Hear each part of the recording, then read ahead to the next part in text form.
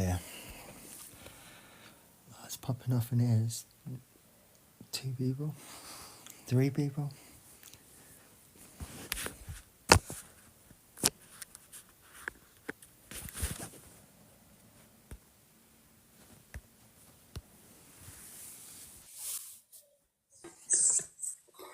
Hi, Andy. How are you? Right?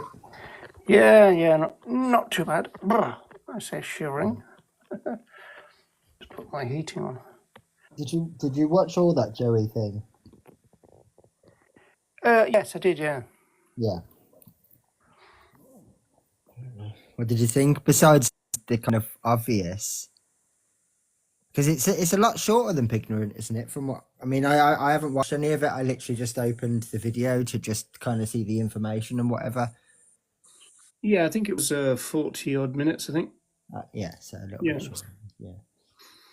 I mean, it's well produced. Seems weird to see him kind of sat in a tree with his full camouflage kind of gear on, but it's it is well produced and tough to watch, as I said before. Mm. It's just a real shame that they couched it in welfare terms most of the time. It's to be expected. Right at the end, they said, if you want to do something humane for pigs, don't eat them. So there was no actual reference to veganism in the entire thing. Because I thought, when he started that sentence, I was thinking, oh, here comes the little advert for veganism, but it wasn't even that. No, the whole thing is like free range pig farming, right? So, like, do you think there will be a kind of obvious connection from the non-vegans? Normally it's that easy go-to that I get all my pigs from, or my flesh from this. Yeah, I think it could work like that. And I mean, one good thing he said in relation to all these welfare labels is that these labels are nothing to do with our fellow animals. They're to do with the business. Yeah, well, that's a good distinction to make. Yeah, and so that was a good line. Hey, Ronnie. Hi there. How are you? How are you both? All right. Yeah, That's very upbeat. Hi there. Yeah. I've Ronnie thought he was doing a proper podcast for a moment. I haven't long woken up. I was door dropping most of the afternoon and come home, had something to eat and went to sleep. Yeah, going around kicking people's doors in. Yeah, that's right. Yeah. Forcing veganism on them. Yeah, forcing people to become vegan. Yeah. I've had a really weird day. I had a real adventure today because I've been dog sitting the last 3 days, and I had to go by taxi on this occasion. I usually don't, but I had to on this occasion, and so I use this app to get a taxi. And I was thinking, because it's kind of right out in the sticks, it's going to take a while, So I was kind of pottering around getting ready, and suddenly it goes, your taxi will be ready in 3 minutes. And so I was kind of stuffing my bags and everything. And then suddenly I get another message before the 3 minutes were out saying the taxi is just outside. So I had to shoot out and do the usual things. And I got halfway back and I thought, oh no, I've left the back door open. And I just thought, oh no, I can't believe it. So I texted through to a relative of my friends, asking if they were around, and could they check. That's what I've done. There was no answer, so I asked the taxi guy to go back. And of course, as soon as we got within 100 yards, I get a message from the relative saying, it's all sorted, don't worry about it. So it was €80 altogether. How far is it then? It's not that far, but I already knew that the Sunday rates were expensive. I mean, it was. All right, I didn't know that was a thing Sunday, right? It's kind of out of Dublin, It's kind of like on the Dublin Meath. This is Bernie's place, is it? Yeah, it is. Yeah. Yeah, it's out in the sticks a bit, isn't it? It's quite away from. Because is it still as bad with the planes? Yes. Well, actually not. I think that there's a mixture now of planes coming in, which are not as loud, and planes going out, which are very loud. Yeah. So I didn't get the impression, like the last time I was there, I could Yeah, barely. I remember the last time you were there, some of those videos and the voice clips you were sending, it was like almost impossible to hear what you were saying. So, Yeah. so Bernie's gone on holiday, isn't she? Is that right? No, no, she just went for a weekend away to see some friends in Oh, England. That's what it was. I thought she'd gone somewhere on a plane. Yeah, Because yeah, what it was. It was she went to England. because what I was saying, she could save time if the planes go Yeah, go the over plane her picks her house. up on the way, Well, she could just parachute down, couldn't she? Save going to the on the way airport home. and Yeah, come that would back. make sense. Yeah. Yeah, Yeah, and have a big stick with a hook on it to get in. yeah. Well, I think we got to 72 last week, roughly, and I think we've decided that we're going to do the Open Door show, the BBC show that was 1976. We're going to do that as one kind of complete show next week, as opposed to trying to just like touch on it, because there is quite a bit, and it is quite a significant chapter, I suppose, in vegan history, because it's probably, other than obviously in more recent times when the internet was invented, it was probably the single biggest kind of factor in turning people vegan or increasing the membership, I would imagine. Yeah, I think that's right. And Kim Stoll would always. I think that's what transferred him from vegetarian to vegan. And Ronnie, you remember the program, don't you? So I do. I remember watching it at the time. I was surprised, to kind of learn from the two of you that it was on as late as Well, 11 that's o'clock at night. that's what I thought as well. That time, Yeah, especially back then as well. I can only think, like I said, because I know that the potentially the Hunt Sab one showed quite a lot of things, and I know there's a couple of them that have got names that would never get away with being on television now. It could well be that Open Door usually was quite controversial, and the vegan one just happened to be very tame. yeah. yeah, It could I be, think that's right. Yeah. and also because um, because it was sort of like the main shows that were on telly. They wouldn't put it on at the kind of at prime time because that would be reserved for other stuff, wouldn't it? I Yes. suppose so. It would have to be either before or after kind of the time when most people watch the television. There's only two channels as well at the time. There I was was there no ITV then? Yeah, that's what I mean. There's, but there wouldn't have been a BBC Two. I don't. Oh, there Oh, wasn't a BBC Two. Oh, right, okay. I yeah. thought it was. I thought it was on. Yeah, it was BBC Two. So there'd be three channels in those times. But I think Yeah. there were three. I'm not sure there was even Channel 4 back then. no, that was 82. Yeah, so yeah, so you've kind of got it on. Um, I mean, it's good that it attracted so many people because there's a couple of disadvantages there. Because BBC Two was kind of a sort of secondary channel, and not as many people watch It BBC Two. was, but I mean, I don't know if this was always the case. Obviously, we're going back quite a lot longer than Yeah, my time. But when I was growing up, BBC Two of the two channels, yeah, okay, BBC Two would quite often have like your comedy shows on. But if something was going to be kind of like interesting, but not necessarily like really popular, so like if it wasn't David Attenborough, but it was like historical, that would quite yeah, often be on BBC Two. it'd And be actually, some of their BBC. stuff was really interesting. Yeah, it wasn't so. The viewing figures for BBC Two weren't as great for that very reason. It would be the sort of channel that people like us would watch, but Yeah, yeah, probably absolutely. Yeah, yeah. yeah, yeah. It wouldn't be quite as mainstream, would it? But it would be far more like information based than BBC One. Yeah, that's right. Yeah, yes. Yeah, because you'd have think like Monty Python on two, wouldn't you, instead of one? And then you know that they made it big once they get transferred to BBC One. Yeah, because I mean, I can remember growing up, and there were comedy programs like Blackadder that used to be on BBC Two rather than BBC One, and things like that. So, like, yeah, they had good shows on BBC Two as well. It was And just the the fact that forerunner they to weren't quite Blackadder as was mainstream. not 9 o'clock news. Yeah, there was some really good stuff on BBC Two. I mean, that used to be kind of like one of my favourite channels when I was like a teenager growing up, with the comedy shows, Red Dwarf and things like that. That was all BBC Two. But yeah, it was kind of like not as mainstream as the comedy that would be far more like family based, I suppose, on BBC One. Yeah, I Yeah, remember when BBC Two, when it started, because you had to have a different aerial. that's If right. Yeah, you be did. able Yeah. to Did you? receive it, Oh, because right. it was on 625 lines. These are the lines on the screen that kind of make up the picture. Whereas the previously BBC One and ITV had been 405 lines.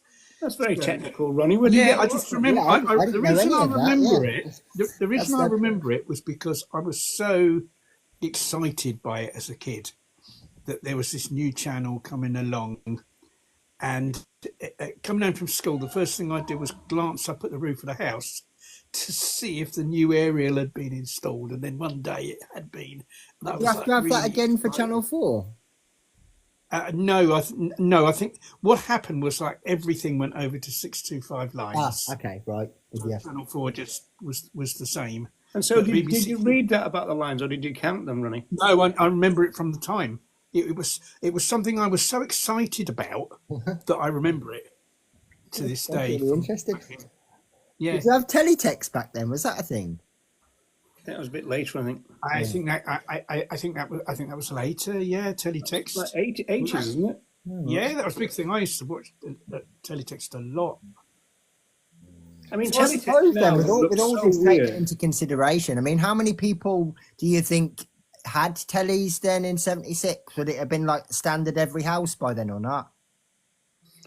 I would say it would be getting towards that. Yes, Yeah. I think you might find that fewer people have tellies now because they get stuff on the internet, don't they? And you kind of That's very don't true. need Yeah. telly Yeah, now, do yeah, you? I haven't got a telly, but I mean, the thing is, there used to be lots of stories about people sharing a telly to watch the World Cup in 1966. So, certainly not every house had a telly in those Yeah, I days. know my dad told the story where he was racing around to watch the final in '66 because he didn't have a telly at home. Yeah, I remember that's one of his stories. But I suppose that's a decade before. And because of course this was all black and white, because I'm not sure when colour came in, because that was the next big milestone, was it, when the colour television came in? Yeah, I remember that at school. Oh, have you got a colour TV? And in the end, I got pissed off with it, so I said, "Yeah, it's brown." Yeah, yes. Oh yeah, I remember when you could only get BBC One. There was no ITV. Wow. Yeah, way back in the day.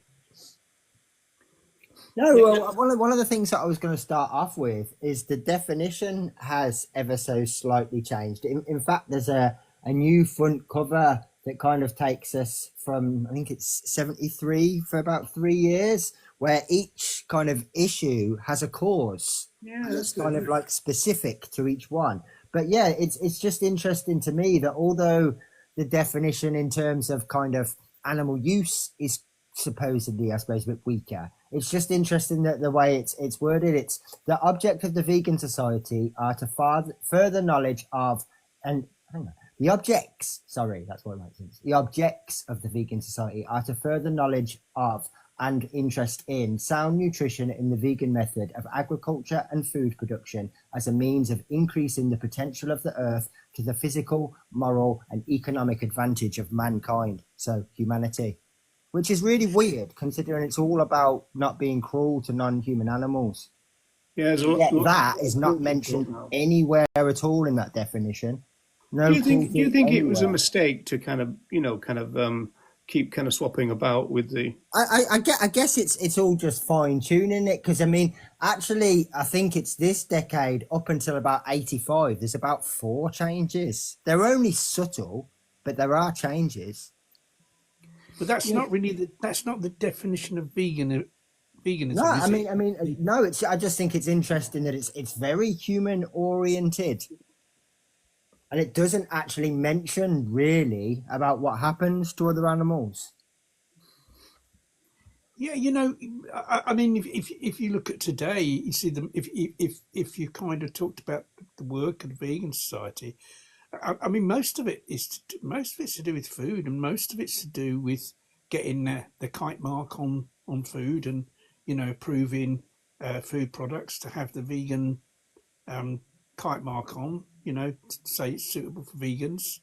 that's authorised by the Vegan Society. I mean, most of their work and most people employed by the Vegan Society are involved in that, Yeah, not involved in you can promoting ethical absolutely veganism. tell. Yeah. Yeah, although I found something really interesting because I know that you were going to start researching 73, I think it was, Andy. So I decided to go for 75. But there's kind of talk about street outreach going on in 75, which was quite interesting. And it seemed to be a big deal too. Like they had more than 30 people out on the streets in Bournemouth, I think. Oh, wow, that is pretty impressive. Yeah. So and that was like to advertise a public meeting.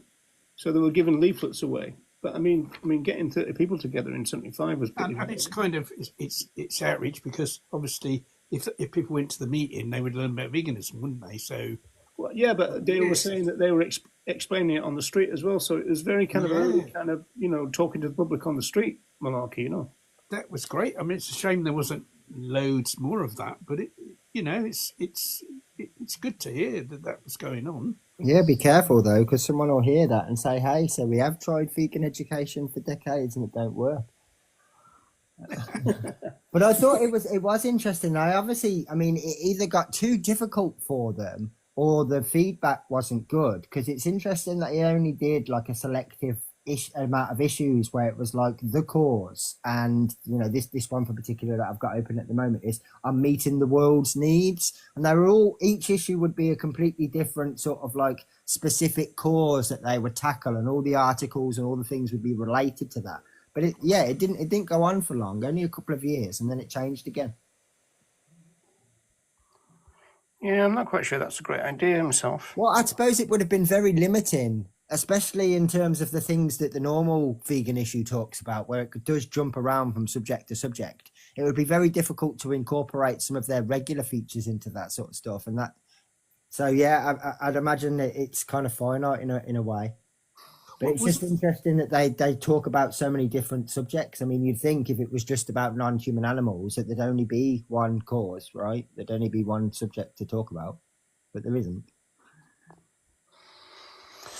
Yeah, there's a lot of cruelty talk in the 70s, isn't there? Yeah. Yeah. So. But interestingly, it's weird that it's not in the definition. But maybe that's, I don't know. So where are we going to start then, Andy? You've got the early 70s, or earlier than me anyway. Yeah, so I wanted to go through some of these names. So some of these causes. So the one I just mentioned was I'm meeting the world's needs. Then we've got our concern for animals, the ethical basis of veganism, growing our own food, scarce resources. This one is specific to water, and then the other one was our 30th anniversary. But it's just, you think out of all of those things, the only one is our concern for animals. Yeah. All the other things you would say, well, they're all part of the scope. But was everything in those issues to do with that subject matter? Just be the overall theme, the advertisements at the end and the introduction news bit at the very beginning, yeah. It's kind of like the theme of the day type of thing, wasn't it? Yeah. It was basically like we'll have 4 articles or 3 articles or 5 articles, depending on which one it is, and they're all relating to that subject. They might be looking at it from ever so slightly different angles. I mean, just for example, to look at the autumn 73 one, which is our concern for animals. That is, where are we? Hang on, let me find it open. I think if I can read the actual things. Yeah, our concern for animals. So the actual contents are man's unity with all life, alternatives to vivisection, the spiritual healing small hospital, and then facts about fur. So they're all different subjects, but they're all... Yes. Yeah. But you see, those magazines were going out to people who were already members of the Vegan Society. Yes, that's right. It wasn't a magazine... No, yeah, they weren't kind of like flyers by any means. No.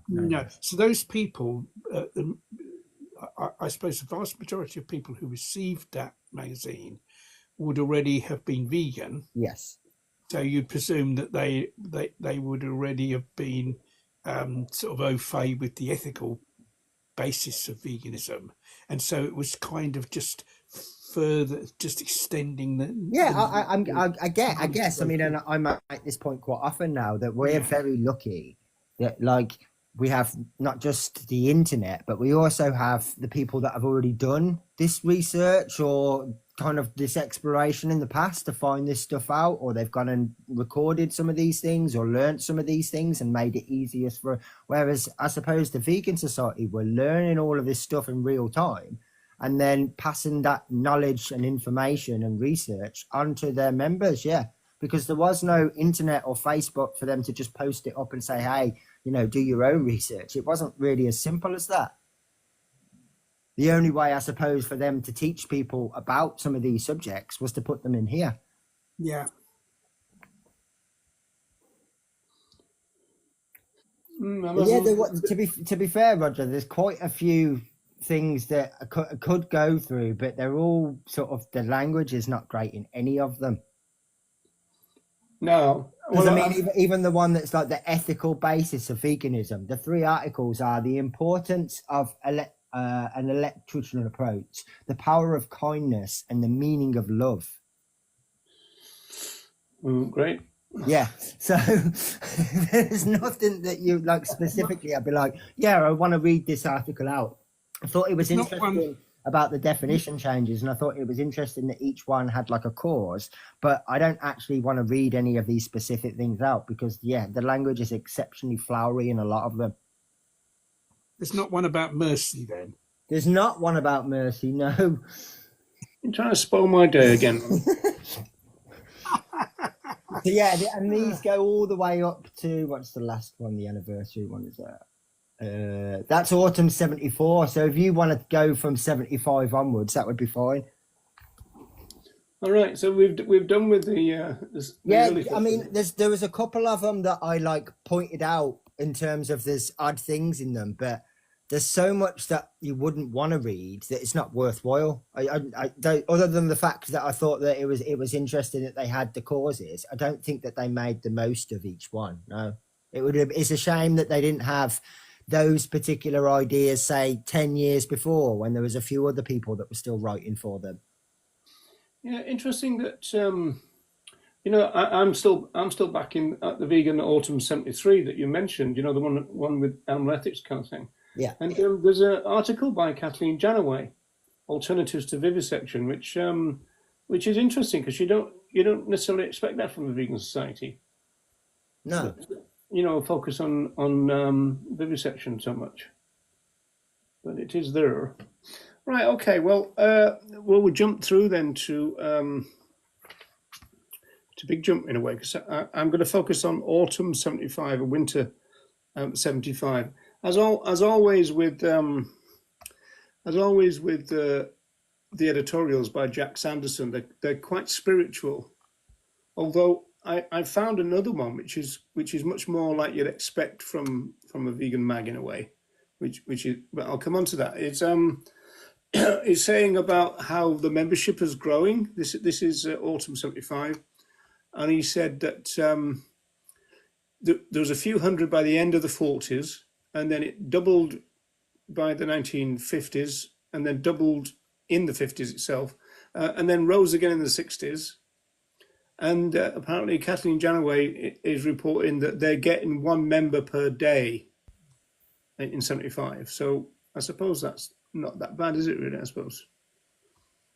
No, that's pretty good, in fairness. Yeah.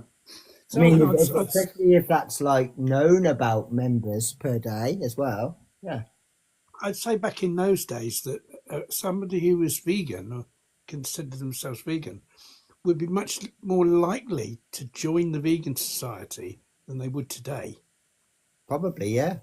Yeah, because there wasn't really anything else, was there? Well, yeah, I mean, that's a good point. What percentage of people, I mean, in fact, there's 19 people in here. Is anyone in here a member of the Vegan Society? What, right now? Yeah, like currently. I've never been, but you have, haven't you, Ronnie? I am currently, yes. So we've got one, yeah. Yeah.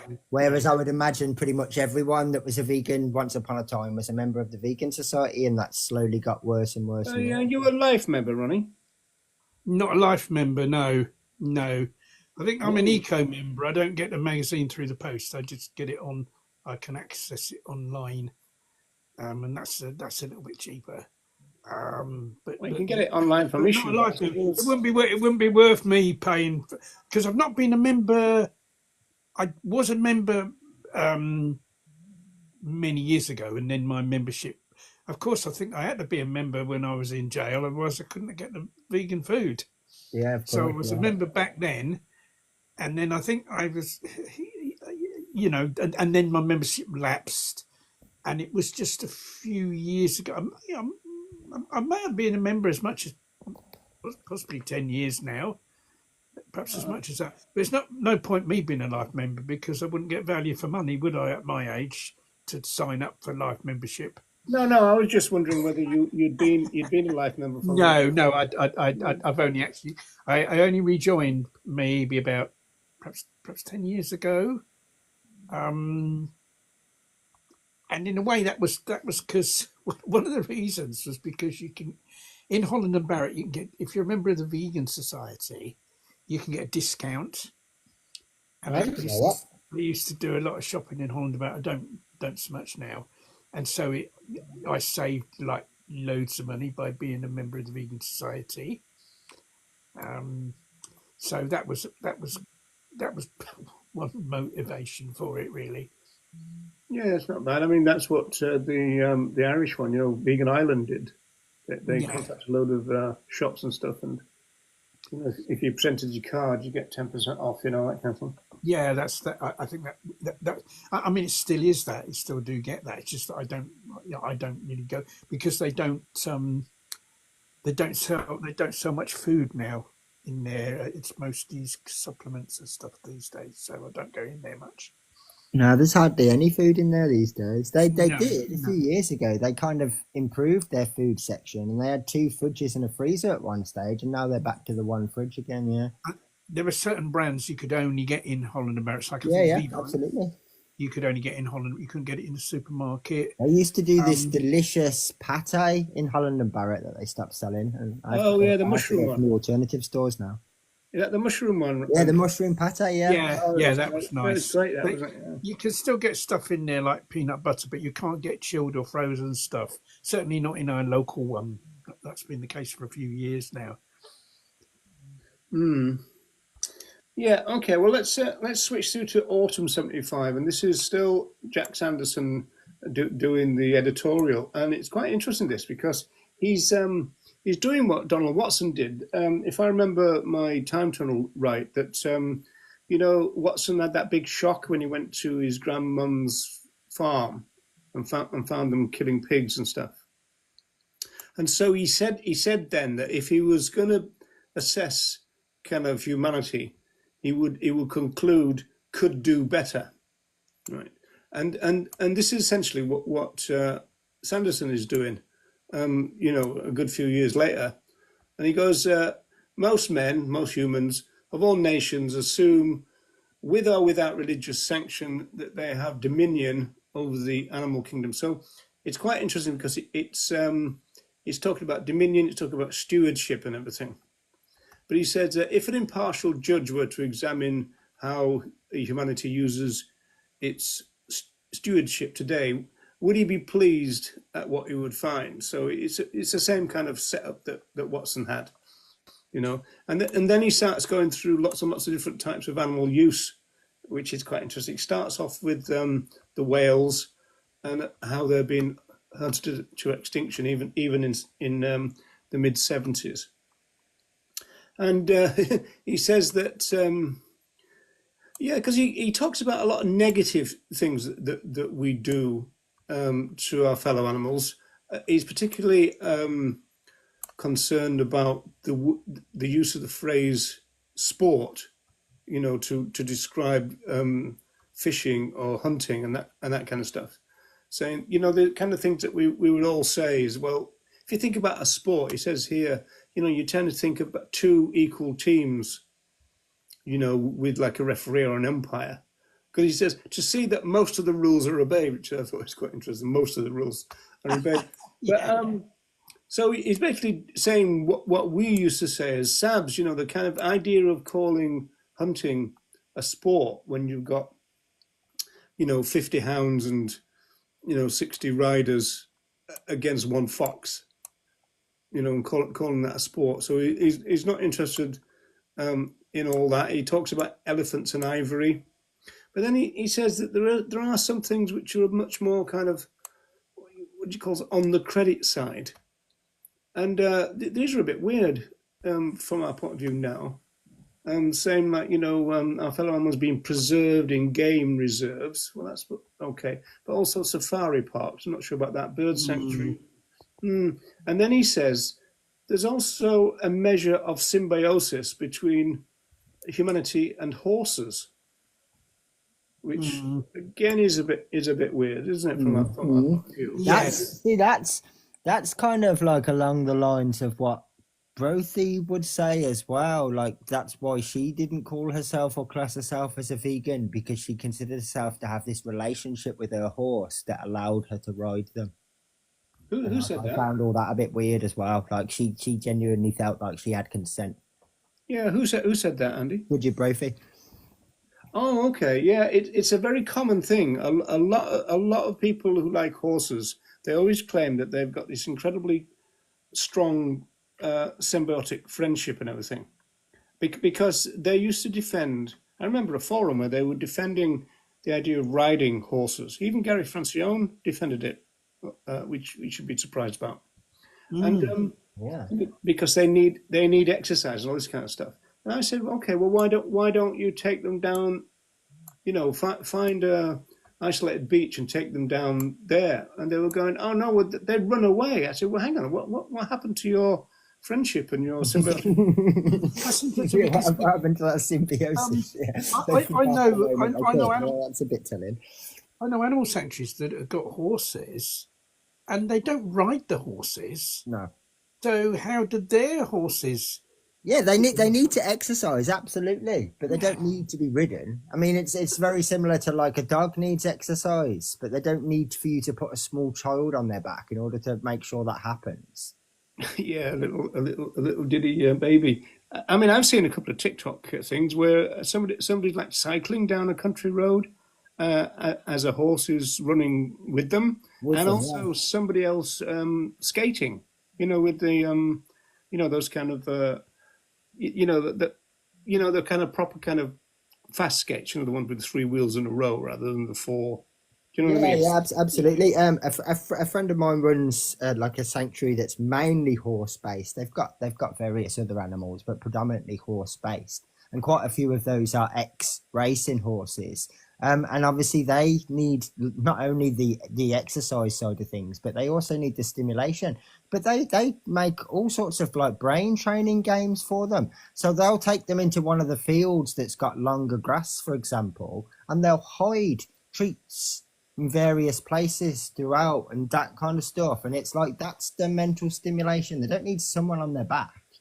They just need a purpose. That's a real good idea, that, isn't it? Yeah, that's what they do. It's kind of like, so it's kind of the same with a dog, right? So if their brain is working, then that's stimulation and it ticks the box. I mean, sometimes, like, let's just say, for example, if it's absolutely hammering down with rain and the dog doesn't want to go outside, you can do something like 15 minutes worth of training in terms of, like, I don't know, trying to teach a trick or just trying to sort of like cement a behavior. And that's as exhausting for them mentally as going out.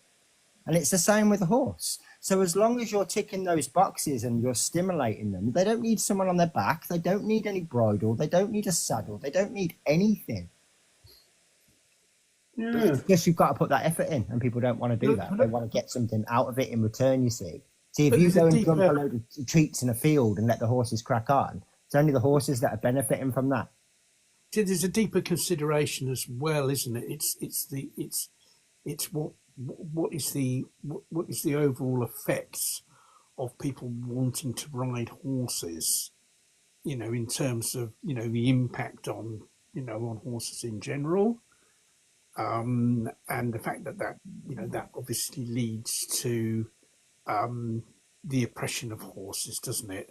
That horses have to be broken. Yes, of course. Yeah, of course. And we also have to take into consideration that it's absolutely not like consent by any means, but again, to make the sort of comparison to a dog, if they've been abused or trained to do a specific thing, then yeah, there will be some sort of like almost like false desire on their part to complete that task because that's how they've been trained. And you know, it could well be that in the past, if you don't do this, you get a smack or you don't get fed. So they feel compelled to do these things. But that's still not consent. You know, I've seen videos before where they'll show like a horse that kneels down or whatever it's technically called so that someone can get on their back. And they'll go, there you go, there's consent. No, no. I Oh mean, yeah, that's no different than when a husband camels that do comes it. home and says, I've got a great wife, right? All I have to do is look at her and she puts my dinner on the table.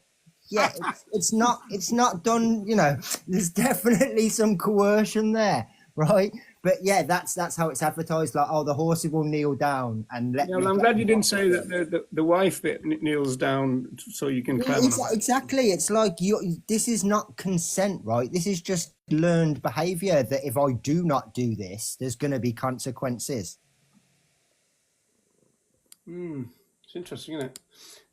There's a book that I used in my PhD, I think. Although I'm just having a quick look at it now, and I seem to have got the.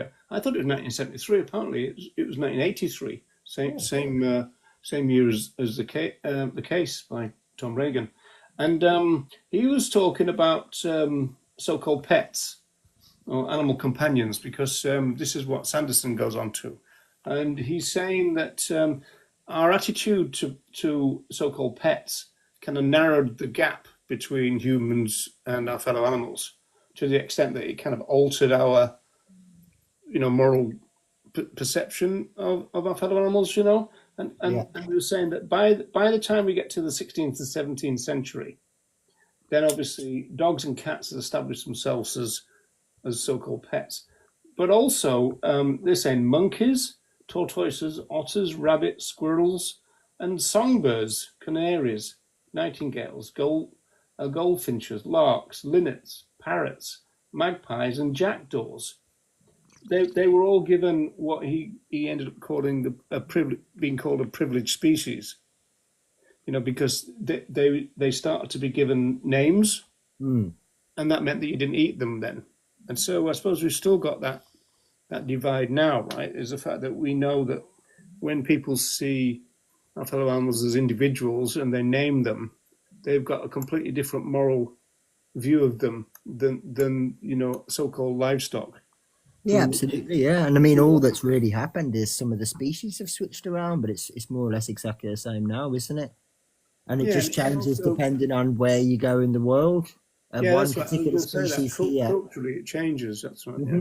Yeah, yeah. Just and I mean, it can be as simple as a border sometimes. I mean, as is proven very often, well, daily in countries like India, for example, that people quite often use as like an example of a country that don't do any harm or use cows, for example, and they're sacred and all these things. And it's like there's so many cows that are literally marched across the border and slaughtered, so that they don't break any cultural vows, but they absolutely oppress the cow. Oh, So right. like And it's just so not it's like yeah, and when we're talking about an artificial line that a like a man sneaky can draw, technicality. yeah, No, that, and it that, that just takes and apparently it takes all that that sort of negative cultural effect away just across the border and do it somewhere else. oh, that's real bad, that isn't it? Yeah. And so he says here, much. This is Sanderson now.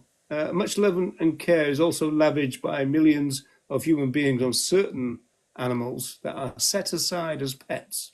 So that's an interesting phrase, I thought, set aside as pets. And then again about language, he said that, and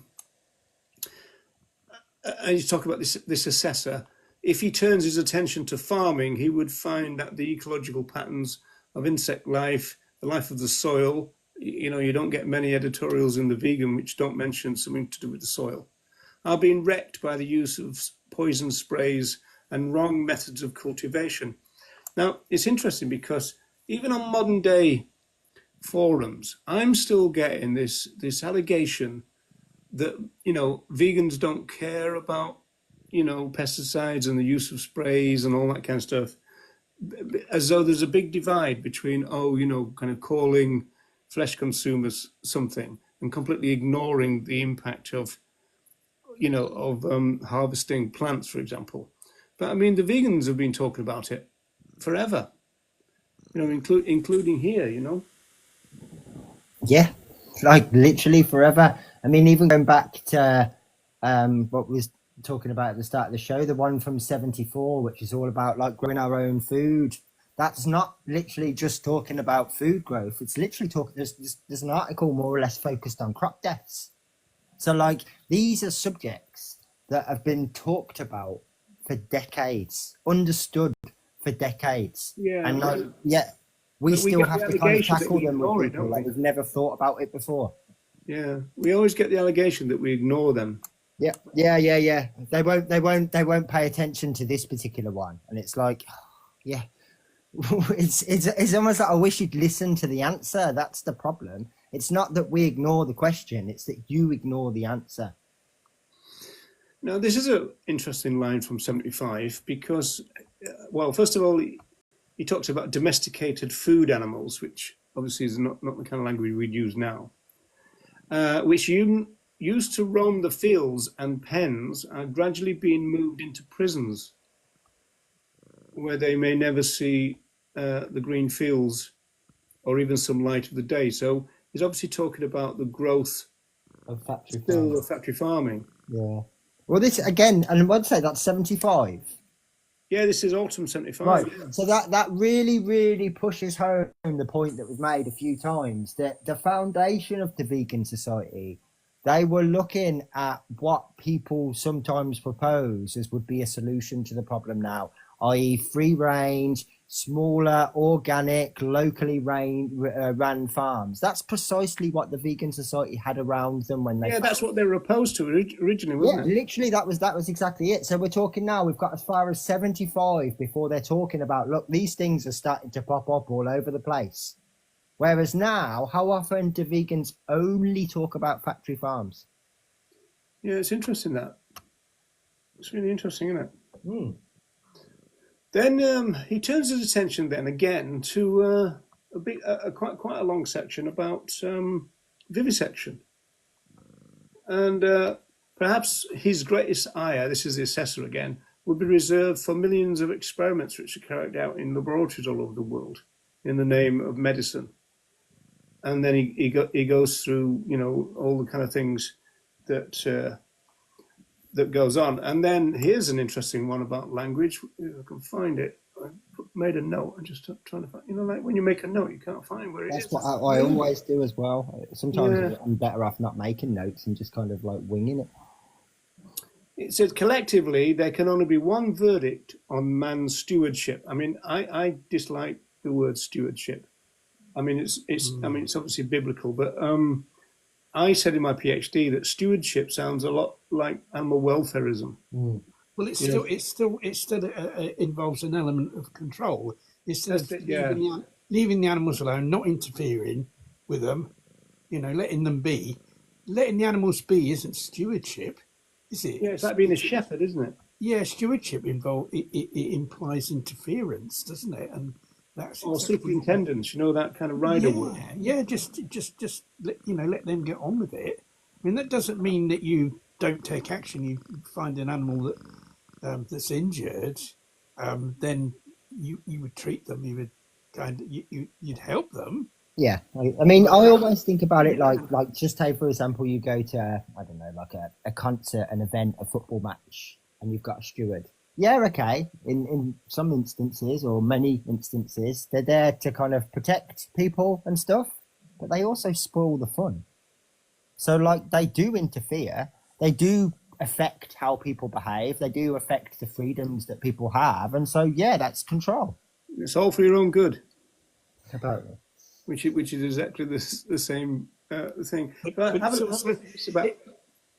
it also implies somehow that humans are more important than other animals. That Yeah. we've got this kind of special position Yeah, we're the in boss. relation to them, instead of just being another species amongst many others. Yeah. Yeah, I agree. And you could say the same as like when we have these conversations that get convoluted quite easily, where vegans will talk about like should we manage carnivores in the future? It all falls into the same category. We're still thinking with this superiority when we were actually the sort of the idea that we should have is that we don't have the right to make those decisions on their behalf.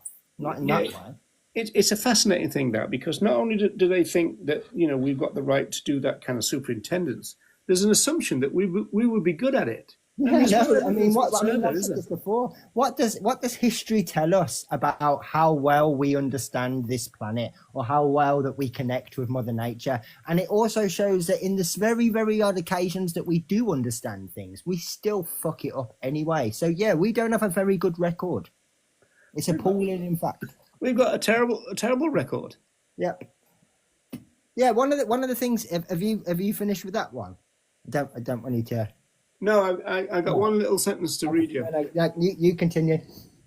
Okay, so he's basically coming to the end now and still talking about this kind of, this assessment of humanity's stewardship.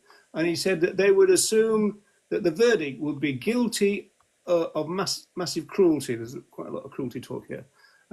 Willful or thoughtless. This cruelty will continue until it is exposed and made known. So there's a bit of education saying that it's needed. And then he says this, which is really interesting for the time, 75. The spirit and attitude of mind that produced the extermination camps for human beings in the Nazi ideology is still being applied daily to the animal kingdom. So again, it's quite interesting. The language there is pretty strong. And then he gives some examples which are really interesting. He said the butcher is seen, but not the abattoir. The chemist is seen, but not the vivisection laboratory. The farrier is seen, but not the traps. And all that is true, isn't it? That's quite an interesting. Absolutely, it's true. Yeah, that is true. And I mean, you could also add on to that. The butcher is blamed, but not the abattoir worker. Like that's quite often how it's seen as well. Yeah, it's not just the fact that they're seen; it's also that they're held responsible by those few people that would hold them responsible. So that's really poignant. Yeah, rather than the people who pay the butcher. Exactly. Yeah, rather than even the consumer. Create the demand that enables those people to operate. Indeedy. So did you have something to say? Did you, Andy? Yeah. So the one that I was going to go to is literally just the next issue. So it's Winter 75. Firstly, I wanted to ask you both a question because this starts off it's the annual report that Kathleen Janoways wrote. But this particular section says, during the year, the council members and the secretary have spoken at various meetings up and down the country, and Eva Batt appeared on TV 3 times and Kathleen Janaway once. Now, this is a year before Open Door. Yeah. So what were those appearances? Yeah, they were on Southern TV, weren't they?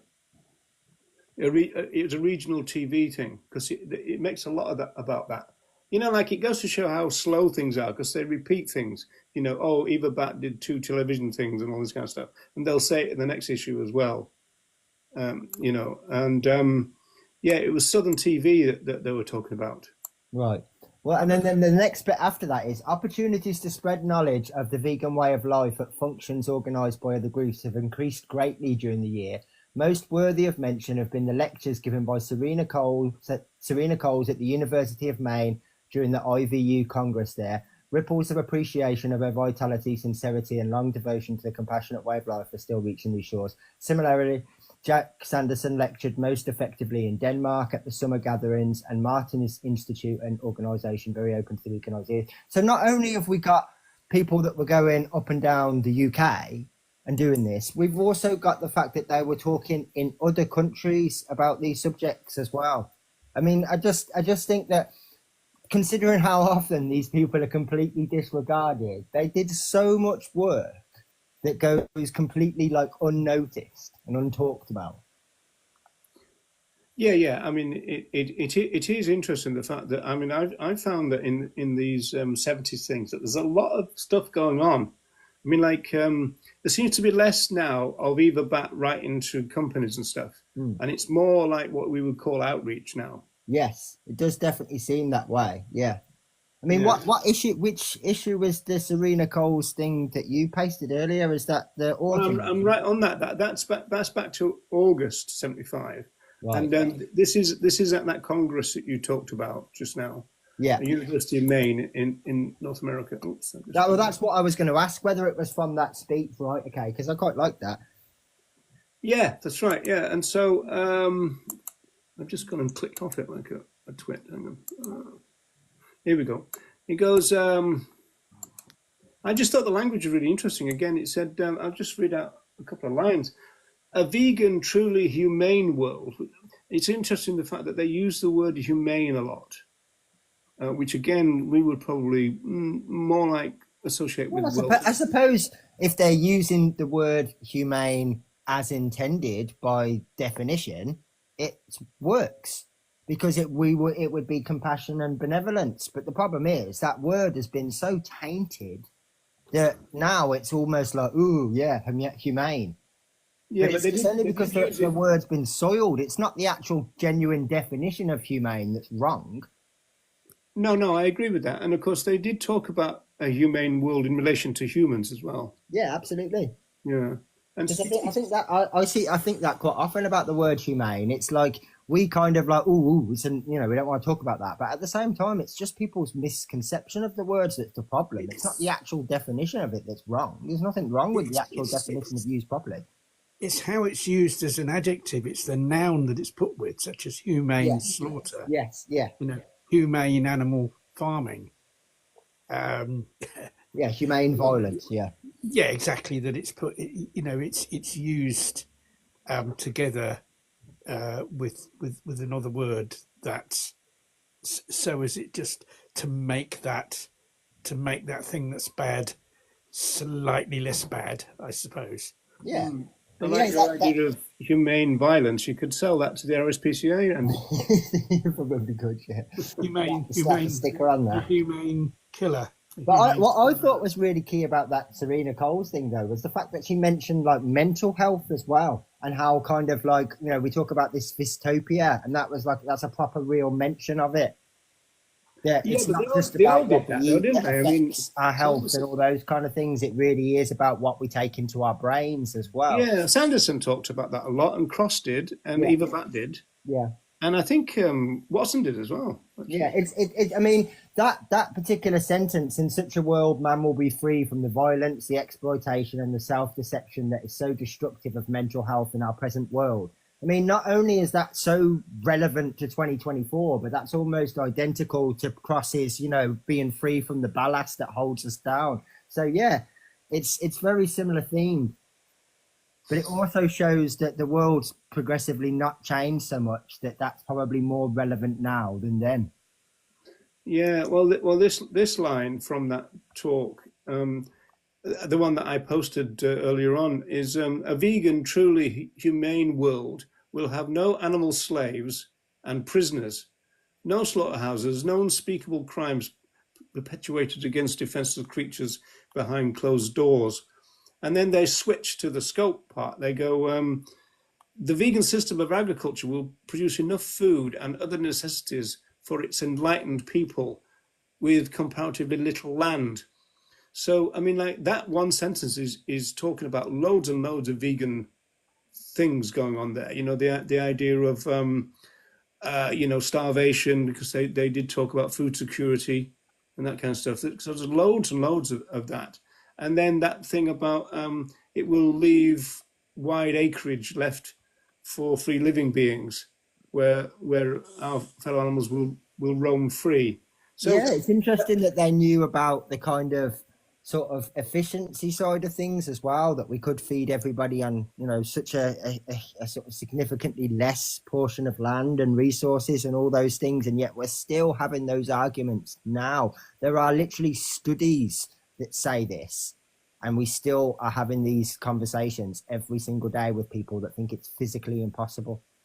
yeah, and finally on this, and it's a question for both of you here, is she still kind of describes the early vegans as vegetarians, and I wonder if there was any kind of reason for that. I mean, there's all that tension between the vegetarians and the vegans, and maybe it was a bit of bridge building or something. Because I mean, you would have thought that's not very helpful. Does it help us? Um, I suppose it's not inaccurate that the first vegans were all vegetarians, but yeah, it seems kind of like you'd want to leave that behind, or you'd want to make a point of saying before we realised different or saw the truth or something that kind of connects those things better. Yeah. What do you reckon, Ronnie? Well, I suppose it's a sort of historical thing, isn't it? Like the vegan society, in a sense, Yeah. came out of the vegetarian society, didn't it? They were like the non-dairy vegetarians, weren't they, originally? So maybe it's because of that. Yeah, I reckon there was a bit of tension between members about how, as it were, how critical to be of vegetarians. And I think that was right from 1944, because they'd already had this big long process when they were non-dairy vegetarians, and in my time tunnel, I mean, there's some really strident, if you're a vegetarian, you're a killer kind of thing, and then there's others going, well, look, they are kind of vegetarians at least, that kind of stuff. Hmm. It was seen as a stepping stone. I Do you not think that we still kind of have that diversity now, where you'll get certain vegans that will be obviously, well, tell it as it is, and you'll get other vegans that will kind of pander to vegetarians. I mean, maybe there's not as many that will pander as will call them out, but certainly I think both dynamics still exist. think it's less so now. I think vegetarianism was seen more as a stepping stone to veganism Yeah. back in those days than it is now. There's a really interesting thing on page 26 of this same thing. It's in the letters section, but it's about beauty without cruelty. And first of all, they're praising this person, FC Mosley, really praising the name Beauty Without Cruelty, and apparently the reaction that the name creates when you mention it, which was interesting. But then it starts talking about Lady Dowding, Muriel the Lady Dowding. But apparently her real name was Kathleen Long. Did you know that, Ronnie? I didn't know. Yeah, Kathleen Long to her friends, it says here. So I don't know where Muriel comes from. No, unless that was her second name, Might be a middle name, yeah. because she would be Lady Dowding because she was Lord Dowding's wife. Yeah. Well, it was always put in this particular formula. It used to say Muriel the Lady Dowding. That's the formal way of saying it. Yeah, that's the kind of official name, Yeah, official way of saying, isn't it? yeah. That's how you get introduced if you're at a ball or something. Yeah. Ladies and gentlemen, Muriel the Lady Dowding. So that's pretty good. Then there's a really interesting thing about breastfeeding, and about how important it is, in the early days of veganism kind of thing. And There's quite a few about breastfeeding. In fact, I can't think of is it Kathleen Mayo? But there's one that did like an infant thing for a number of years through like the 60s as well. That was all about breastfeeding and literally like pregnancy in mothers, because that's something that there's not huge amounts of information about today. Still, it's not a simple thing that you can go, oh yeah, go on this website and there's plenty of information. It's all scattered all over the place, but it was something that they took really seriously. But I suppose quite a lot of them they joined the vegan society with either young children or had them after going vegan, and so that information was kind of like in real time learning. yeah, well, also they didn't have the vegan formulas and stuff. But No. there's some really fascinating sociology about breastfeeding. It goes in kind of cycles. It becomes popular and then it becomes unpopular and everything. And when you get into the unpopular phases, women, when they're asked, ethnography about why they're opposed to breastfeeding, they say things like, "Well, I'm not a cow." Really kind of weird, kind of really interesting kind of things for a vegan to hear. That you're not going to treat me like a cow, kind of thing. and then when it's popular again, it's kind of, well, it's the most natural thing to do, and a They real might kind as of. well. They might as well say, "Well, I'm not a mammal," Yeah, it's because all just mammals that's breastfeed, don't they? I'm Yeah, not a but that's cat. the truth, though, Ronnie. Some humans will deny that we're mammals. Well, they certainly deny that we're animals, don't they? As well. Well, I Yeah, suppose, yeah, yeah, right. that's true. I mean, there are quite a lot of people, sadly, that still deny that we're animals. That's right. I remember when my firstborn was born. Sounds funny saying that. This is 1977. My wife was the only person on the ward who was breastfeeding. Really? Yeah, and got a lot of pushback from the other women. I would have thought it would have been, yeah, I would have thought that would have been the other way around, I suppose. Yeah. Like, it would have been more like, I thought it would have just been the norm. Well, that's what I'm saying. It goes in Yeah, cycles. yeah. I wouldn't have realised it would have been as strong as that. Yeah, well, it is. So I'm going to switch to winter. You did something with winter, didn't you? So I don't know whether this is going to be. Yeah, it's only it's just the second or third page of it's the developing challenge, which is the annual report. That's the only Oh, thing right. that I Okay. read. I just thought it was yeah, because they mentioned about the couple of bits on telly, and it's just in almost every single issue they talk about the amount of like effort that they're putting in behind the scenes that nobody ever talks about. The amount of like lectures and talks and all of that thing that they're doing all the time.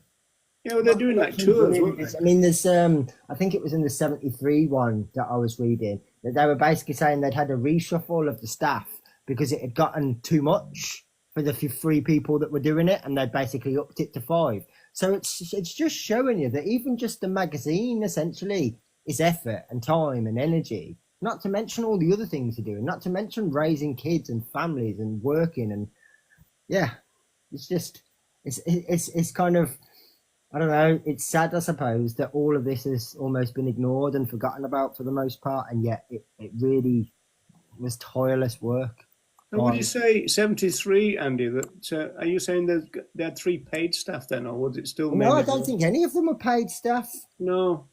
No, I don't think any of them. I think it's up until something like 86 or 85 before they've got proper paid staff. I mean, they may well have taken expenses or whatever to cover what they were putting out, but I don't think any of them get a salary until the 80s. Yeah, you might be So right. you think like potentially the Hendersons, the Strigleys, some of these people that's or either back south. I dread to think how much money they put in. Yeah, well, I imagine that Eva Bat's shop was kind of subsidizing her working for the Vegan Society, I I would suppose. imagine so, yeah. And I would imagine that quite a lot of her friends and people she met and all that. I would imagine from reading her stuff and that's. I would imagine she gave loads of people discount and she never made any money. Yeah. Did you notice that Sanderson seemed to be had a series of editorials which had the same title? It was Yeah, called "The Effects of the Animal King." and the Animal Kingdom, yeah, Yeah, on man. Yeah, the effects of the animal kingdom on man. See, it almost like sounds like the wrong way around, doesn't it? yeah. It should Yeah. be the effects of humans on the other animals, yeah. Yeah, and in this one in particular, this is Winter 75. He's talking again about evolution, and I'm wondering what you see. I mean, I don't know whether you do, but I don't see any modern day vegans talking about the kind of moral evolution of humanity, that kind of stuff, No, right? I never.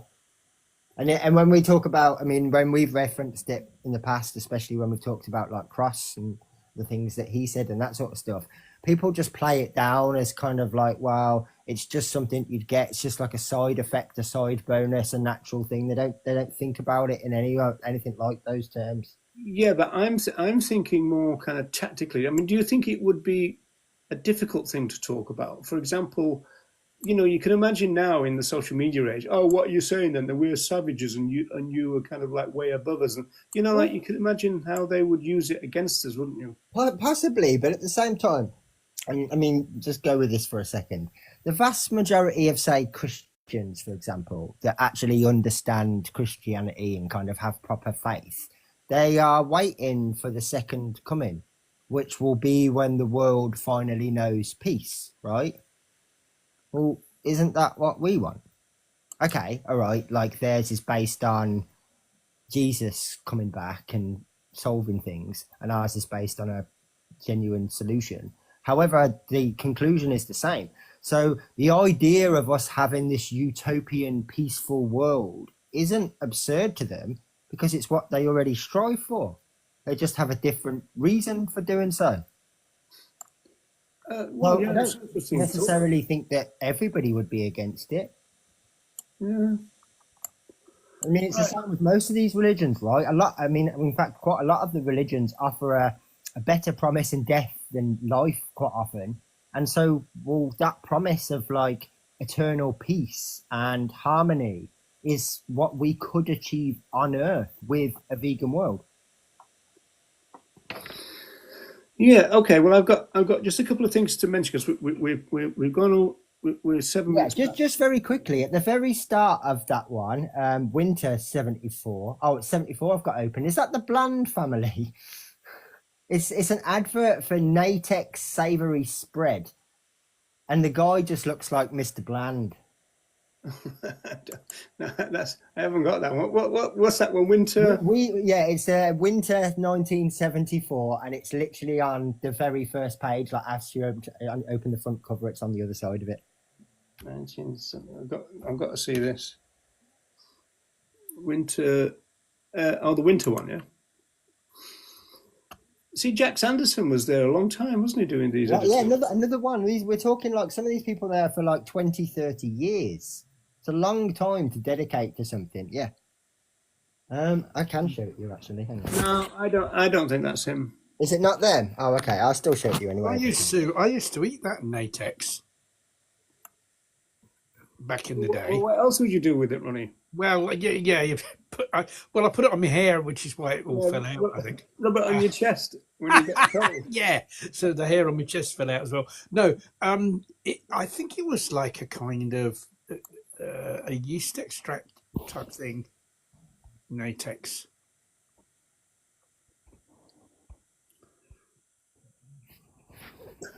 Oh, I'd not heard of it. Some of those adverts are quite funny though. I've just seen a comment from Jennifer. Show it to us. You're not talking about Ronnie's bum, are you?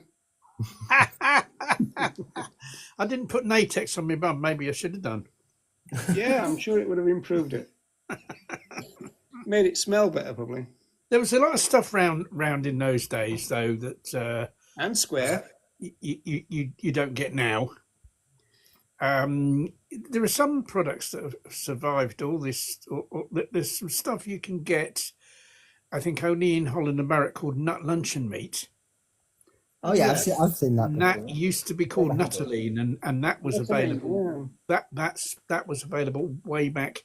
If someone wants to taste the past in terms of the food that vegans ate back in the day, then You get need some. to cook it, I don't you? don't Fry it. know or whether it's still available now because I've seen it for a while, but up to fairly recently, Yeah. get this nut luncheon meat in Holland and Barrett, and that's been around certainly since the early 70s, if not earlier. Yeah, there was another one, which same company, I think, and it's called Bologna. And when you opened the tin, it was kind of like a deep kind of reddish kind of thing to it, like a brownish reddish. Oh And yes, I remember that as well, and yeah, I think oh that was made from I think that might have been made from wheat. It was like a dark, and it was kind of more.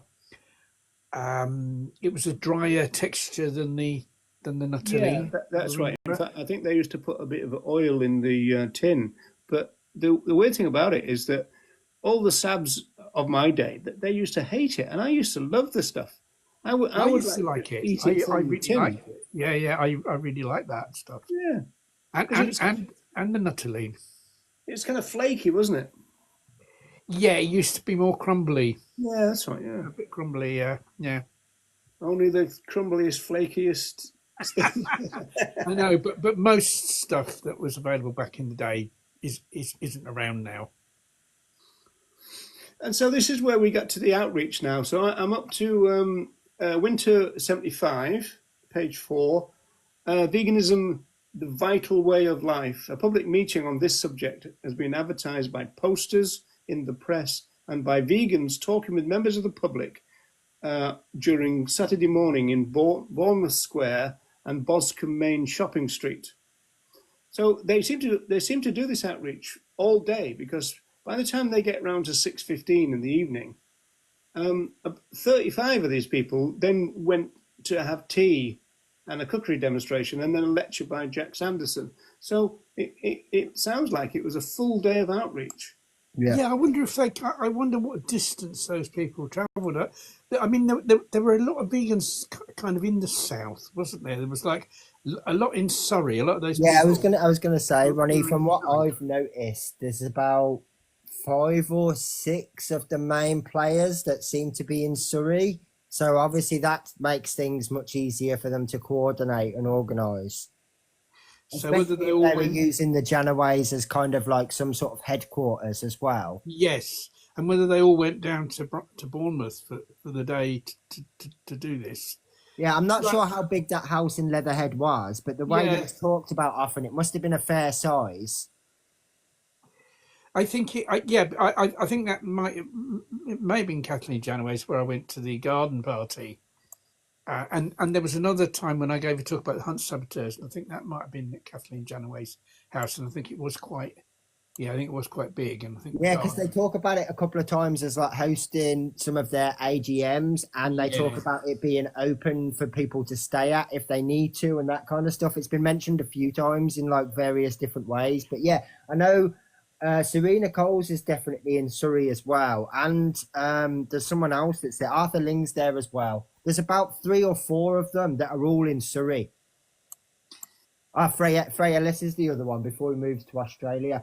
So like there's there at that time, or certainly the late 60s, early 70s, there's a few of them that are all in Surrey. So I suppose stuff like that, you've got a few houses between you. So if there were vegans in like Yorkshire, you could say, look, we can put you up.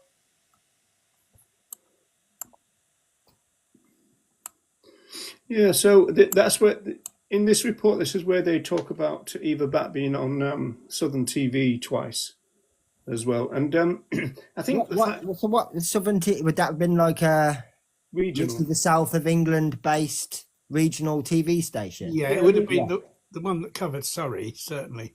Yeah.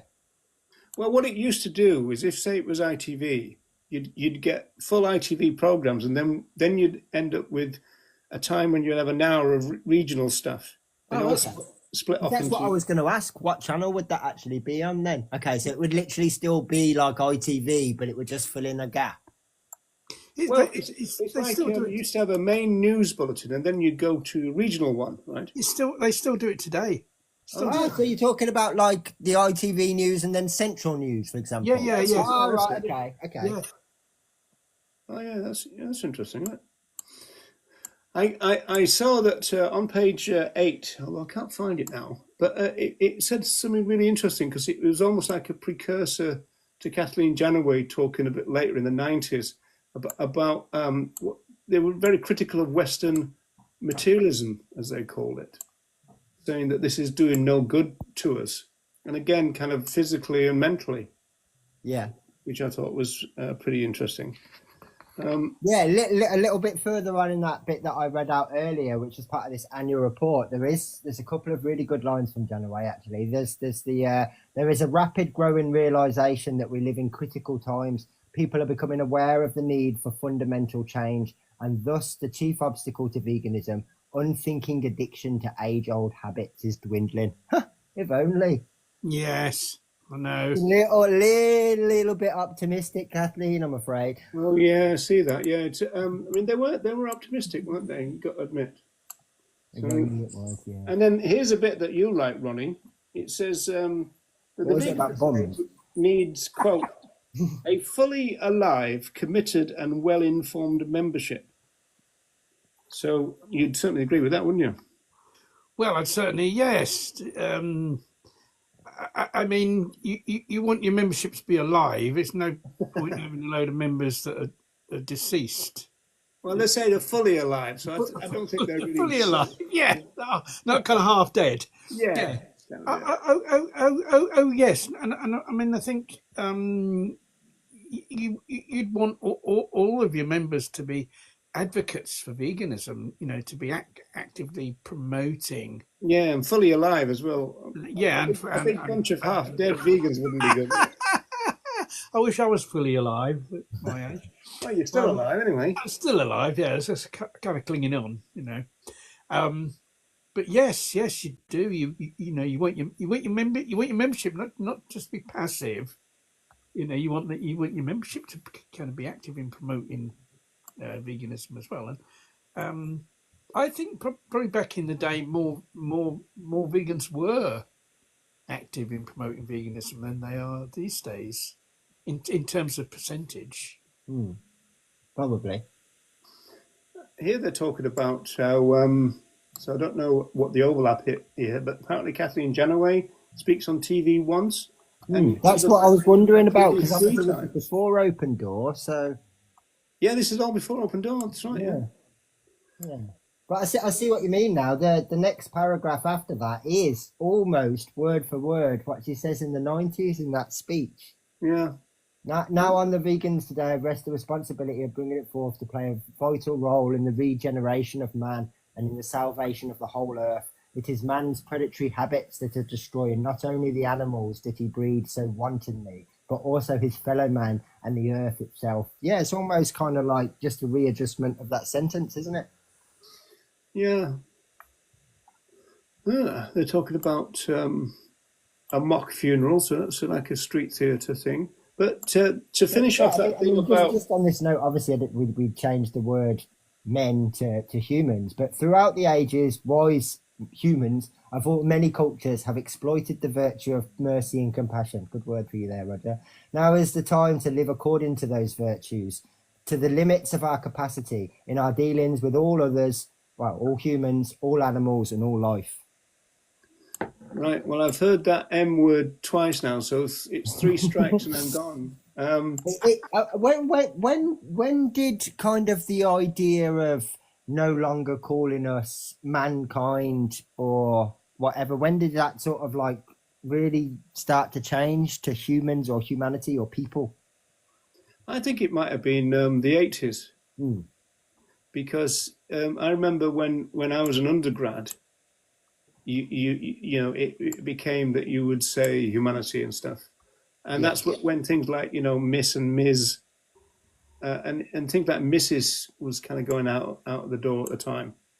So I think it was to do with second wave feminism, perhaps, which was kind of, that's really dated from 1969, actually. But, you know, these things take time. But I think it takes time to, well, they definitely take time to be recognised across the board, even if they've been kind of like recognised and implemented. It takes time to sediment. Yeah, absolutely. I mean, you know, you think about some of the laws that do actually genuinely get passed. It takes sometimes the population a decade before they even know that they're there, and they sometimes longer than that. Yeah, well, that goes to your thing about the labels, isn't it? That, you know, if you got rid of the RSPCA labels, who's going to know? Well, I do and think then after that, who's going to care? That would be the important research that, like, I'm not sure whether you could do something like a freedom of information request to one of the big supermarkets, but just to ask from their research how long it takes people to notice the changes to packaging without attention specifically being brought to it, for example. Like if just say a brand changes something about their packaging, but they don't have like a huge advertisement saying, hey, check out our new package. How long does it take on average people to notice? Because I bet you it's a while. I'll tell you what, the supermarkets might not know that, but there probably will be journals on it. And someone would have done that research. You went to Google Scholar. There'll be people who specifically have got into the habit, maybe, of specifically looking for RSPCA assured products. If you see what I mean. And yeah. But like, what I suppose that how long? Let's just say someone's brought, I don't know, this particular bacon for 5 years, right? RSPCA assured, and then tomorrow they take that sticker away. They're going to continue to keep going to the same place and picking it up. They'll look for the next best thing. Yeah, even that's kind of like the logical conclusion too. If they notice, they're not just going to stop. They're just going to find one that's unless they've been educated to become vegan, they're just going to look for the next best in their head type of bacon. If the farmers are smart, Ronnie, they'll Yeah. just produce a sticker which looks like the RSPCA one, won't they? Well, there may well on the same shelf there may well be other brands of bacon that have also got some kind of high welfare label. Well, there already are. I mean, I can't Yeah, remember if it's Sainsbury's or not, but one of the supermarkets actually have their own kind of range, which is called Better Welfare, and that's got its own little like branding. you see, say I go into this, I want to buy peanut butter, and I go into the supermarket and I think I'm going to buy what I really want to buy is organic peanut butter, right? So go into the supermarket. There's no organic peanut butter. So what am I going to do? Say, sod it, right? I'm going to go without peanut butter, or I'm going to have a look and get and get a non-organic one. I'm going to get the non-organic one, aren't I? Yeah. You know, because my primary intention was to buy peanut butter, and it's the same with people that are buying these animal products. Their primary intention is to buy the animal products. They prefer it that it was RSPCA assured. If there's no RSPCA assured there, that doesn't mean they're not going to buy the animal product. They're just going to look round for what they consider to be the next best thing. They're still, and you know, unless they're sort of educated. Yeah, of course. And what Roger just said is quite key as well. Like if you were a marketing thing, and let's just say for argument's sake that the RSPCA assured campaign does get scrapped as a result of some of these kind of like protests and stuff, you'd look at their logo, which is like the chicken, the pig, and the fish merged, and you just make something that was very similar with similar colours that just said something like low in fat. Because people would just literally look for those colours.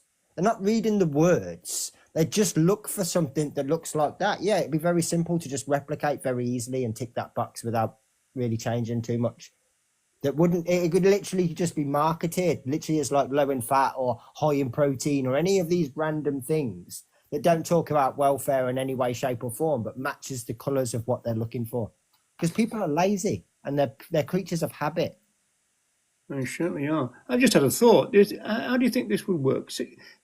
In terms of this argument, could the reverse be true? For example, say there was a vegan who goes into a supermarket and they always seek out a particular type of vegan-friendly sausage, right? And then one day it's not there. Well, obviously they're not going to buy a flesh one, No. right? And so they'll look for another alternative. Yeah.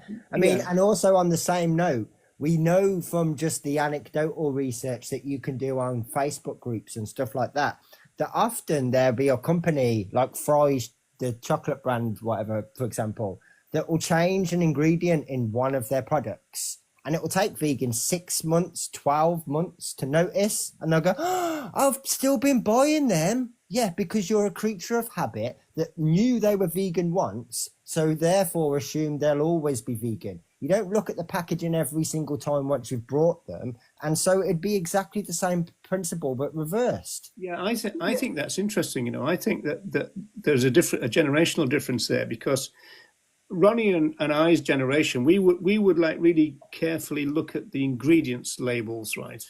Whereas I think modern day vegans might just look for the kite mark and then that'll do.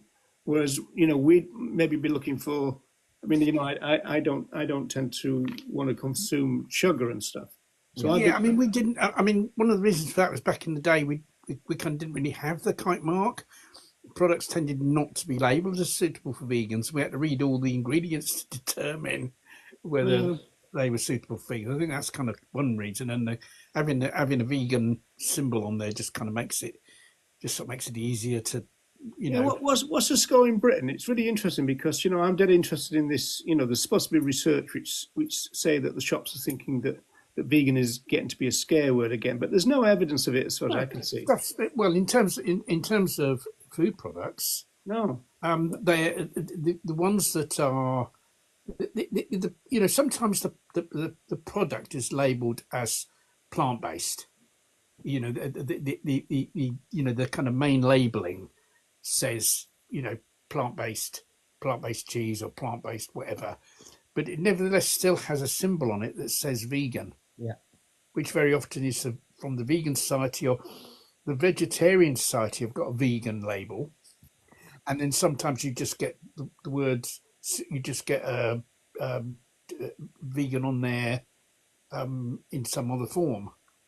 But the word vegan is almost always on there, or either that, or sometimes it says suitable for vegans. Yeah. So they're not shied away from. Well, if I don't know whether it's right in Britain, but if you go to an Aldi in Ireland, the packaging, the vegan friendly packaging has got quite often got two vegan labels Yeah. on it, which is quite interesting. So, yes, sometimes over here you'll get it say you'll get the company's kind of own label that says vegan, and plus you'll get the Vegan Society kite mark as Yeah, well. that's right. Yeah, That's right. Yeah. Right. Well, what I've thought a number of times is as well. So in the Tesco that's would be considered my local Tesco, their frozen section, like on the signs that hang from the ceiling or whatever that take you to the aisle, it says vegan/vegetarian, and I've thought quite a few times because it's one of the longest kind of word combinations of all the signs. It would be easier for them to put plant-based, right? And it would match some of the centering of all the other signs. Yeah. But I'm glad that they haven't, because it's that word. But again, if we're talking about this is a scare word, this is what the research says, then Tesco definitely would have plant-based instead. But instead, they've actually changed the alignment of just one sign to make sure it fits, and it has that word on it. So that's counter to what this research says. Yeah, we'd have to check it out, really. I mean, I suppose we'd end up with mixed messages. I always remember when I first came to Dublin, there was no fully vegan restaurant. In fact, I don't think there was a fully vegan restaurant in Ireland at all. This was 2005. And then within 10 years, Dublin, at least, was being voted the most vegan-friendly city in the world for one time. But there was a famous vegetarian restaurant called Govinda's, and they had three different restaurants in Dublin. They're down to one now. Yeah. But I remember it always said, a vegetarian restaurant, and then they started putting up these big signs saying vegan and vegetarian. So again, I mean, like, where is the evidence that vegan is a scare word? You see, I think the thing is, what happens is these surveys are taken where it's claimed that people are put off by the word vegan, but those people aren't asked, well, what do you understand that word to mean? Why is it that you're put off? Well, they might be asked that, Ronnie. You see, it'd be interesting to see the response. Like, say, if you chose a product that didn't have vegan on it over one that did have vegan on it, why was that? What was kind of going through your head that made you do that? And it's going to be just to do with food, isn't it? They're going to think, oh well, I think the vegan one wouldn't be so tasty because it would be kind of lacking in something. You see, so it wouldn't be anything to do with ethics. You see, and I think this indicates a failure to, promote the ethics of veganism. Agreed. Yeah, there's a switch to that, though, isn't there? Because like, if you do street outreach, you're always going to get some arsehole.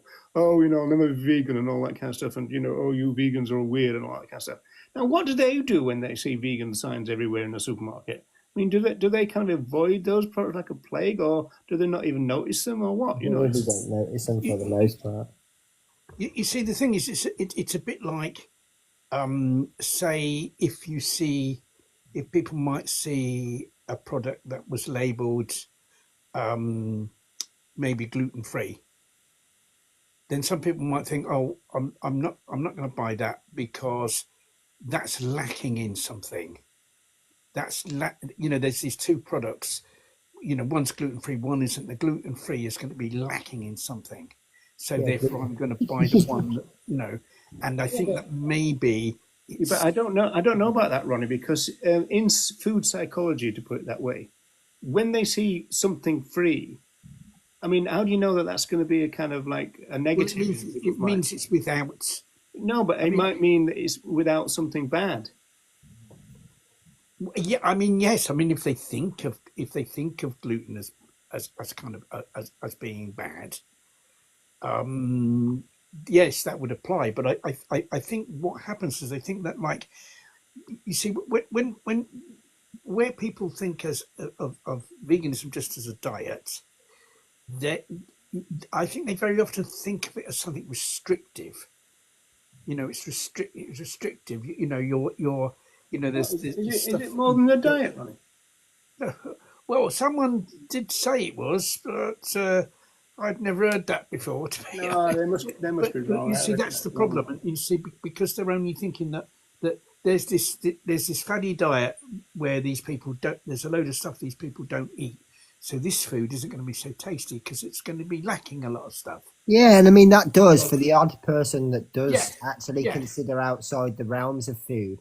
I've heard that same kind of reasoning where it's like, oh yeah, but pleather, for example, is never going to be as durable as leather, or whatever. Like that's kind of the same argument, even for the odd person that does want to talk about something outside of food. They've always think yeah. it's going to be It's lacking, just that it's whatever. Yeah. lacking because there's been no, because the moral aspect of veganism is, it doesn't come into the picture, and that's why.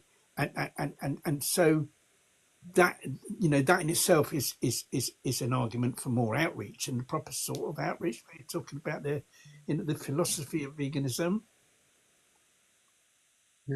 Yeah.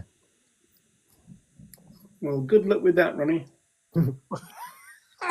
Well, keep trying. You just got to keep soldiering on, haven't you? Really. Yeah, but it's all we can do. Yeah, absolutely. Yeah, Absolutely. well, we'd all agree that Ronnie Lee is a very trying person. Yes, but when you think of it, that kind of from those small beginnings and just a few people sort of like working very very hard back in the day, and mostly not being paid anything. Look where we are now in terms of certainly people who consider themselves to be vegan, and the availability of vegan friendly products and the availability of options in places and all that. And that's all down to those people. It's sort of getting the ball rolling, isn't it? To be honest, and when you look at all of that's come from a relatively kind of really, really small amount of outreach, hasn't it? That was going on in the day, and so to me that shows the potential of outreach to change things, Yeah, and but why. there's not a lot now, though, is there? I mean, like we all. I mean, I think a lot of people do kind of think, oh, there's so much vegan outreach going on, There and isn't. Well, people claim that. But say on a typical week, how much vegan outreach gets done and where? it gets done mainly in the centres of big cities, and it's kind of Cuba Truth or We the Free or something like that. Yeah, but it's In not. terms That's not even once a week, though, is it? And of, I think, well, not in the not in the same place. I think you've got groups that go round to different towns and do it. They'll be in one city centre or one town centre sometimes. One, say one Saturday, and then the next Saturday they'll be somewhere else. Within the same county or the same overall area. I mean that happens. yeah, okay. Um, So say you but were to say, okay, let's conglomerate the cubes and what we the free do. How many per week? How many get done? it's hard. It's kind of hard to estimate. But say if you're just taking, say, the UK, for instance, Yeah. oh, I I don't mean, know. are you It would thinking be there's 100 cubes a week? no, no. I don't think it's If anywhere. if you if you if you lived in London and you were the kind of person that kind of ignored all the in-house politics between all these various groups, got on with everybody, and could happily turn up to like We the Free, Anonymous for the Voiceless, Earthen's Experience, all that sort of stuff, you could probably do 5 days a week. I think yes. I mean, in London, you could, because But anywhere else, yeah, I don't reckon you probably there's get lots of more different groups that do. I mean, a lot of it is kind of based on sort of video stuff. Not necessarily. I know people. I know people who do street stalls. yeah. But it's And then, probably and obviously, wouldn't be. I suppose I to think do it wouldn't be random- 100. It might be a few dozen altogether. To be honest, I would say. I would say nationwide. I'd be interested in that. I would think a few dozen is even pushing it. I would think. So like just for the things that I know, so like I think there's 2 AV cubes in London a week. I think there's 2 Earthen experiences in London a week. So I suppose if you were attending these things, you could more or less do something every single day. But Yeah, if you were London's only a special like, case, Andy, isn't it? what normally happens, you're AV exclusive. Yeah, but what Anyway, about even any Birmingham of and those Leeds and things. Liverpool and all that? I mean, there's very little that happens in Birmingham. No, hardly anything at all. You're actually better off. Like Worcester is For more. the second largest city in the UK, Birmingham was very poor. So why is that then? I honestly don't really know. I don't really know. You know, you'll I've find always something got the impression, and I don't know if you've ever noticed this, Ronnie, but I've always got the impression that we're not too far away from London for people to rather travel there and go to something that someone else has organised to really put the effort in here. And I've noticed that when it comes to like Nard and stuff like that, it's that's almost like a missing lot the of point, Andy, people isn't from it? local area will rather go to a different place than stay here. That's totally missing the point of vegan education, isn't it? I know, but I've just noticed it. I mean, I think if we were in Manchester, that's a lot further for people to travel, and so they wouldn't bother. But I've seen it quite often with these days that get arranged, and you see the pictures, and you're like, but I know that you live in Warsaw, or I know that you live in Wolverhampton, and like, why are you at the London one? You see, the thing is that there's very little of what I'd call community outreach, community vegan outreach. Very little of that goes on, and that's what we need. A lot of it as well, we have to accept too, is that these people, for the most part, let's just say, I don't know, there are 2 or 3 vegans that live in Birmingham that decide to go to, I don't know, the National Animal Rights Day in London instead of Birmingham. It's because their friends are there. That's the reason. And I think because people are attracted to big crowds. Yeah, absolutely. They want to go where the majority of the people that they know and like are going to be. It's a social thing as much as it is for anything else. And we've got to kind of change that attitude, because if you're doing stuff in a local area, you're never going to get like a big crowd of people. You're just not. You're not going to. And so until we can kind of somehow change that in people and get them happier to work with just small numbers, or even do stuff on their own, then we're not going to get this widespread outreach. Because if people are going to, like, I mean the ridiculous occasions of everyone going to Amsterdam to do a Cube of Truth from all around the world. I mean, how crazy is that? You know, when they could all be doing stuff locally, and far more people would be reached by that. What about it plays back into, we've seen this before, haven't we, when certain celebrities or certain activists turn up at certain events and all of a sudden they get 3-4 times the usual crowds, and people have travelled from all over the country, and it's like, well, why don't you just do something in your town? Because wherever we live in the country, wherever we live in the world, we're surrounded by a very large number of non-vegans. You don't need to kind of go into your nearest city, or go, you know, to a city 100 miles away, or even, you know, in another. Well, here's a question then: Would a return to the more kind of regional model, when you know think about now? I mean, like if I think about my time in Liverpool, there's a lot of things going on in Liverpool, a lot of things going on in Manchester, which is just, you know, half an hour down the road. Then that spread over to, you know, Bradford and Leeds, and even to Harrogate and that kind of stuff. So there was a real regional thing going on, and then people. Yes, I mean that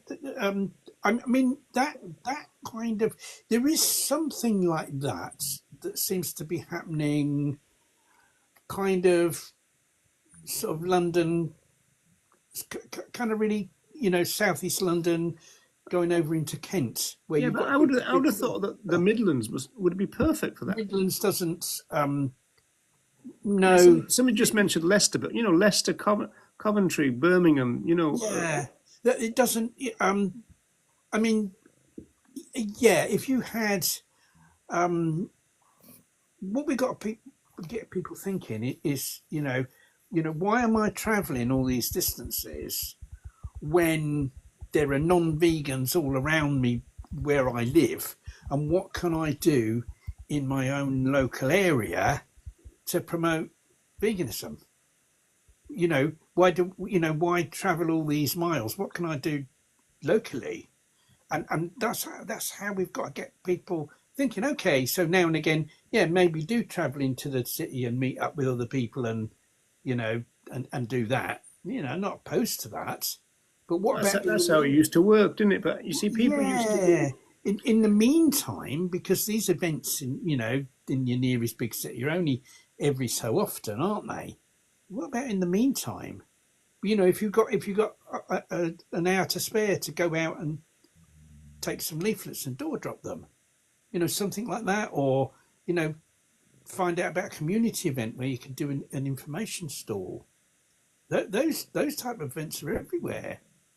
Where you can you might have to pay a little bit of money for your stall, stuff like that. Get people thinking about how do I do things that are more, like in a local church hall where there's an event, or a community centre, or there's this phrase about full-time activists and everything. I wonder whether the actual full-time activists back in the day, even though they weren't actually paid, were actually doing more, because I remember operating on a national, regional, and local level all at once. So there's always something happening. Yeah, that's right. I mean, people do stuff locally, and then they get together with others every so often to do stuff on in a bigger way, where they came together. And then very, very occasionally, it might only be a couple of times a year, there'd be something happening nationally that everyone go to. Yeah, like but regionally it'd be a lot more, because you'd be calling on Regionally- each other for support all the time. regionally, so there'd be The more. Liverpool lot would go to Manchester, and the Manchester lot would go, to Waterloo Cup and that kind of stuff. Yeah, yes, that kind of would happen, and it happened more at a time when we didn't have the internet and we didn't have social media, so the means of organising those things was much more difficult.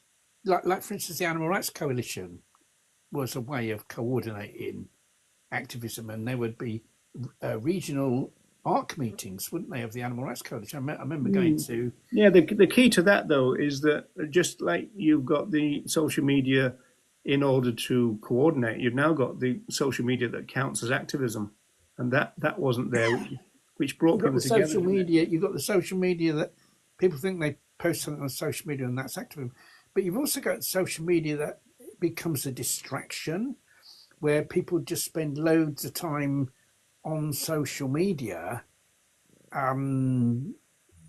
just talking to other people and stuff like that, sometimes arguing, sometimes sharing stuff that is pretty meaningless.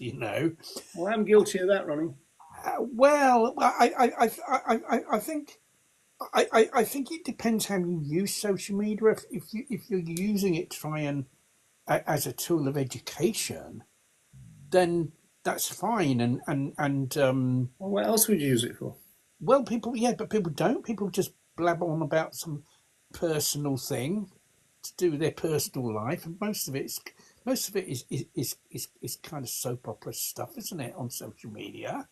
I don't see that. I just see people sharing stuff which is relevant to activism. Oh well, no, I don't. If you look on a lot of pages on social media, there's a lot of stuff that isn't to do with activism. To be quite honest, or it probably depends on whose social media you're kind of looking at. Yeah, but I can't even imagine what you're talking about. Well, on Facebook, for instance, if you go on someone's Facebook There's lots of Yeah. personal stuff on there, isn't there? On most people's, you know. You mean if you put their name in Facebook and If you all go on that? their profile, yeah, look on their profile of your Facebook See, friends. I never use Facebook that way. No, I don't. I I would don't. let it come up on the on my notifications. Yeah. I mean, I don't. I don't use it in that way. But I think I don't use Facebook how it was like, it's like really supposed to be made, because I think it's really about idle chitter chatter, isn't it? That's kind of what I think the purpose of Facebook really was. It's a family thing, and I think then they cottoned on to the fact that a lot of people in groups were using it, and so you see, it seems to me now that you don't get that thing that we used to fall foul of, which was that if you weren't careful, you could get banned for a while because you're posting too much. I mean, that seems to have gone now, doesn't it? I think you can, if you share too much stuff to different groups too frequently, you can be banned. I've had that happen to me. Yeah, but recently. Well, I've kind of got a formula to try and avoid it happening, so it hasn't happened recently. No, but I just don't know whether they would do that anymore. I mean, Well, I just share things at will, and I never get any problems with it. yeah, I mean, maybe they've become a little bit more relaxed on that. You know, I've not tried it. Having been banned a few times, I've kind of worked out a way of doing it, which has avoided stopped me being banned, and I've kind of carried on with that. But I mean, think, nowadays they let you post to 3 different places at once, but you can do that repeatedly. well, I think if you're posting the same thing Yeah. to too many, what happened with me is posting the same thing to lots of different groups Yeah, that's what I used to get at stung the for. same time, and then you get, and then like I think you can do it now. it may be I've not I think you ought to try it, Ronnie, and get banned, and then tried it and get banned. Yeah. But But I think the thing is that you know, yes, I mean, social media can be used as an educational tool as well, but it kind of Yeah, I mean, like my NARM talk and everybody's NARM talk has been reposted. oh yes, and by of course Alan, that's and I've been posting that all over the place. well, you see, that's in reach, isn't it? As you say, because probably most people that's going to see that are already consider themselves to be vegan. Like most of my friends and followers on social media are people who are, you know, already vegan or consider themselves to be, and so there's no point me talking about, you know, what happens to the other animals and why that's wrong, because those people kind of already kind of know and accept that, well, in kind of in most cases. And so you know, I tend to, you know, my posts on social media tend to be more about in reach. Somebody says Ronnie for PM. Yeah. Yes. I think it's got I think it should be PMT. I think. PMT, no, I don't. I wouldn't want to do that. I'm too old for any of that. You get these. You know, one thing I think about these like really old people that, you know, like really old people. too even young older to than be me, American president, Ronnie. like Biden and Trump.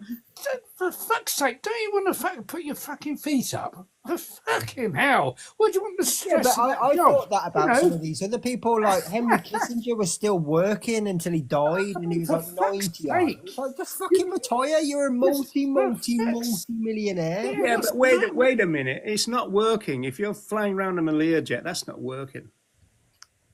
No, but still, like appearing in all these different conferences and all this. Yeah, that's stuff, not fucking working, is it? I mean, you're just networking and having a bit of a gas, you know, and getting free food all day. But I don't, yeah, you know, Because they've got nothing else, right? They've got so much money in the bank now. Money's no longer the incentive. It's just like the power that they crave. And once yeah, they've they're got it, power they don't junkies. wanna lose it. Yeah, they're power. Because I had this conversation with Louise, and she said it's because they're power junkies. Yeah. They're addicted to power, and that's why they do. Yeah, it. but missing out on something. And as things well, like isn't it? It's status kind and of- stuff. Yeah. Yeah. Yeah. But yeah, I suppose we better wind up. I mean, what's the times? We're It's over. 10 to. The only thing I was just going to quickly say as well is the other bonus that doesn't very often get talked about that comes from kind of your local outreach groups is that when we do have these national events like NAM, for example, if you've got a little group of 10 of you, you can get a coach or a minibus or Yes. organise to go together, and all of a sudden that's 10 people that are going to NAM rather than you by yourself. And you can do things with your Airbnb and all that stuff where you split your money out and like kind of split it between your groups. So it increases your options when you want to go. It's not a restriction. It's not saying stick in your town and never leave it. Oh When no, these not events at all. come No, up, no. you've got a better option of attending because there's a group of you, and one of you might drive, one of you might know someone who's got a place to stay, all these different things. Oh, certainly. I mean, I know when we had more active members in our local vegan group. We all went in a group to one of the NARMs on a coach on a regional Yeah. coach that had been hired to take people from the local towns. And so that's very true. Yes, that is another advantage of Do you think having. it's anything to do with the hunt sabs as well? Because it seems to me that the sabs seem like a separate thing now to veganism, almost, whereas it never used to be. I Um, yeah. I think that kind of. I suppose in some cases there is that separation. But I mean, I know. Yeah, I mean, I know. I know some sabs that do some outreach as well, and they'll do some. Their main thing is sabbing, but they'll do a bit of other stuff. I think there's others that kind of just do sabbing. Yeah, I mean, there was a few people like that in Liverpool, for example, but most people did everything. They go sabbing at the weekend, then they go to the regional things, and they go to the national things, and they come to the local stuff, and then they'll be back sabbing again. mm, Yeah, how much crossover of that you see? Of course, back in the day when all that was going on. I mean, outreach wasn't one of the things that people did. Vegan outreach wasn't one of the things that people did, and people did used to do street stalls. Well, some But people did. We used to in Liverpool. yeah, but they tended to be kind of more on perhaps single issues or just all animal rights in general, perhaps as well with lots Yeah, of it was stuff. kind of like all issues, not Yeah, it single. was kind of all issues, but how that. I mean, I know. Yeah, I mean, I know some people that do different things, and some people that tend to just do kind of one, whether that's hunt sabbing or whether it's anti-vivisection stuff. I just wonder if the idea of full time activist it means different now. Because, for example, all I remember when I was an activist in the early 80s is that you get up in the morning and you'll do activism until it went dark, and you do that 7 days a week, and that's all you would. That's all you were. You were an activist. I think there are yeah, very, very, very few from far between. Yeah. percentage wise, if you're talking about the vegan community, I think percentage wise there are fewer now that are like that, because you see the thing is I think kind of back in the day, um, when somebody became vegan, and there were a lot of people back in the day that became activists first on with some single issue, hunt sabs, anti-vivisection, and they became vegan after rubbing shoulders with other vegans. But I think for however anyone became vegan, it was harder to operate in normal society, or harder to operate in mainstream society as a vegan. It was difficult to it was very difficult to eat out. You didn't have all the kind of different food options that you now get um, in supermarkets. It was even finding bread that was suitable for vegans was really quite difficult. Way back then. It Mhm. did improve over the years, but it was it was more difficult, much more difficult than it is now. You just a regular product like that, and so you tended to be kind of more separate from. You see nowadays that someone can just have an ordinary life and an ordinary job. They can be kind of Mr. or Mrs. or Ms. or whatever, average, right? They can find out about what happens to the other animals that don't like it. They say, right, I'm going to become vegan, right? And it's much easier for them to just incorporate that into their everyday life, and then just carry on as before. Mm. It Yeah. doesn't become their life. You see that, in other words, that They're not extremists enough, Ronnie. they're not. You see, animal rights. More fanatics. Animal rights was our life, and I'd say now that animal liberation, stroke veganism is my life.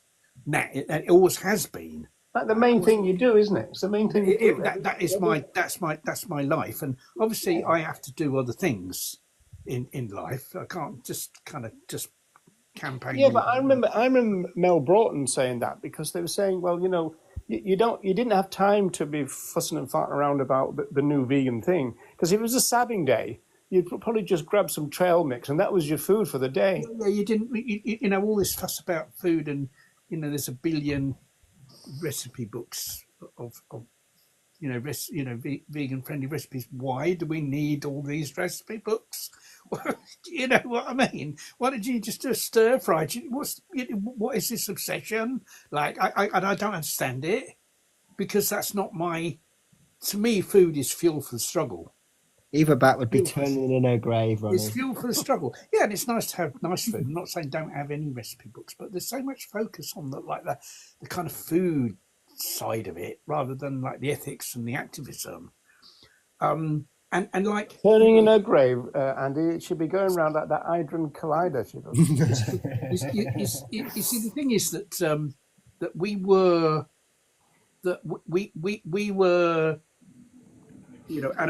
animal rights was our life, veganism was our life, animal liberation was our life, all those things. That was our life, right? Whereas now, I think with most vegans, veganism isn't their life. Wow.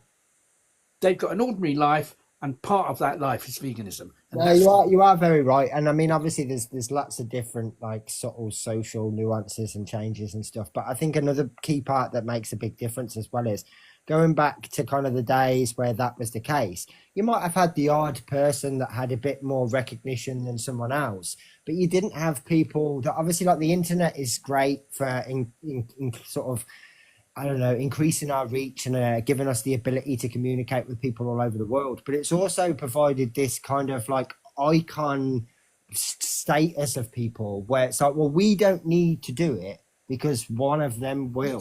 Exactly, it's like activism by proxy. I mean, if you remember, like, there was that campaign a couple of years ago by James Aspey, for example, where his entire campaign was make me rich and famous, and people will listen to me. So, like, the whole idea is you sit back and do nothing, and that fits in perfectly. With of course, because that's the natural thing. People don't want to do things right, so you're making that so easy for them. Yeah, it just makes it easy for people just to carry on, just living an ordinary, normal life, of which veganism is just an aspect. And they can say, yeah, well, I don't have to be an activist because I support James Aspey or I support Joe Armstrong. Yeah, and I think that does kind of alleviate quite a lot of that from people's shoulders now. Yeah. That's the thing, and so, and I think that's the difference, because it's so much easier to. And the celebrity thing is an issue too, isn't it? I suppose. Yeah, of course. Yeah. I mean, somebody posted on Facebook today that Gervais is advertising this company that rents out reindeer for Christmas. All right. Great. And people are going, well, it could be because he wasn't vegan then. It was about three or 4 years ago, I think. But I mean, all the pictures are still up all over the website. I know, that's because he's supposed to be vegan now, isn't he? Apparently. Yeah. So he'd get all that taken down then, wouldn't he? Yeah, you'd think so. I mean, I'm going to be honest. Ricky Gervais is a multi-millionaire. Whatever the reindeer company are paying him, who gives a shit? Get that taken down. Yeah. But we had Joaquin Phoenix riding a horse. We had Lewis Hamilton riding a camel, didn't we? So they obviously don't understand what No, vegans but are. it falls back into what you were saying, Ronnie. Like it's not just the fact that it's kind of like just a part of their life. Their understanding of this is not philosophical. It's not ethical. It's just kind of about, well, I just need to avoid these certain products. Or it kind of, I think their understanding of it might be a bit more of that, a bit more than that, but it's still not a true and fundamental understanding, is it? No, no, absolutely not. And you mean, have you ever seen any of these kind of like celebrities when they get asked to do one of these videos that's like for a welfare campaign? They always happily do it, where they should say, no, like this is fundamentally wrong. None of them ever understand what veganism no, is. it's because, but you see, the thing is, where is veganism in their life? There's celebrities first and vegans second, aren't they? Yeah. That's the problem. It's not the other way round. Whereas, like, people like us, we're first and foremost vegans. That's it. If anyone said describe yourself, the first thing we'd say is vegan. Whereas, what would Joaquin Phoenix say? Would he say, "I'm an actor"? Yeah, I'm an actor. Lewis Hamilton would say, I'm a Formula One driver. I'd say I'm a man with a full head of hair. That's what I'd say, Ronald. I'd say exactly the same. I know you would, yeah. Or I'd like to. But of course, this latex that I spread on my head destroyed my hair. Of course, back in the day. Latex, yeah. Right, yeah. So, if they still exist, we can sue them. We better go, people. yeah, I was going to say, just as a kind of quick advertisement for next week, then I will either later tonight or at some point tomorrow post the Open Door Vegan Society 1976 episode on my TikTok in full, so that you can potentially watch it, and then I will make sure we've got a few sound bites and stuff ready for next week. But that'll be our show next week. Right. Thanks for telling us. Those are your orders. Yeah, take care, That's your everyone. homework. See you later, everyone. Take Good night, care. everyone. Bye bye then. Bye.